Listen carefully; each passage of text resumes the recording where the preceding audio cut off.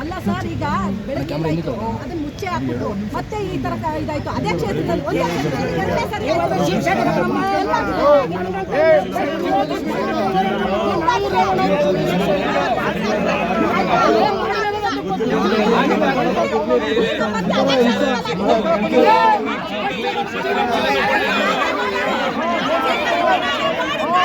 ಪರಿಹಾರ ಕೊಡ್ತೇವೆ.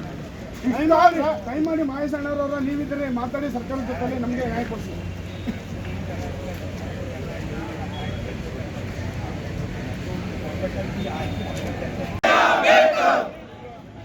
ರಾಜಕಾರಣಿಗಳಿಗೆ